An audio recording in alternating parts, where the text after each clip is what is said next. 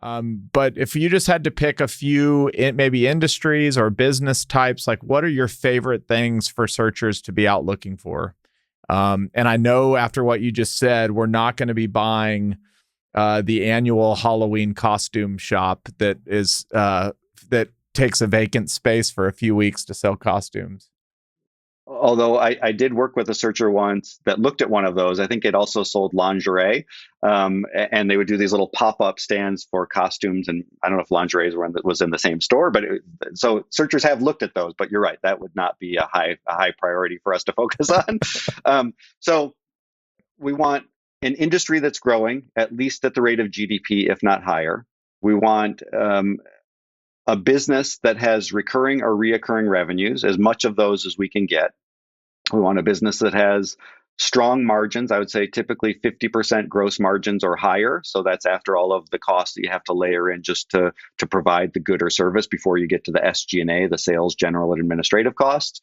And then some growth to the business is helpful. It's much easier to take a growing business and have it keep growing than it is to take one that's flat or in decline and turn it around. And so, there's no, I've been saying this a lot lately, but it really resonates with all of my experiences, that you don't get bonus points for degree of difficulty here. So like, it's hard enough as it is. Why try and make it any harder than you have to? So look for the easy situations where you just look at it and you go, oh, like this seller hasn't had a salesperson in 15 years. And they're still growing every year. I wonder what would happen if we brought a salesperson in. Like maybe we grow a little bit faster. And that's the common sense piece, right? Like you have to have common sense and good judgment. That's one of those pieces of common sense. Like if the business is growing without a salesperson, there's a good chance that if we hire the right salesperson, it will grow faster. So we would start to look at industries that we thought broadly had a large collection of businesses that fit that profile. And it sort of goes through waves. So right now, especially among self-funded searchers, home services businesses are all the rage. Plumbers, HVAC, things like that, landscapers, things like that.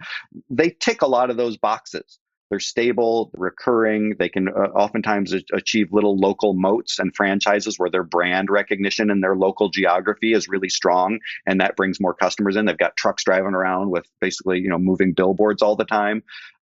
There's maybe not true recurring revenues unless you've got annual service contracts, but there's just a sort of an actuarially recurring amount of water heaters that are going to break in a geography in a given year. Right. And so you could, with some sort of predictability, you can say, yeah, we expect about this many service calls for water heaters over the next 12 months based on what it looked like last 12 months. And then I think an honest seller is something we would also be looking for. These small businesses oftentimes are the embodiments of the people that run them.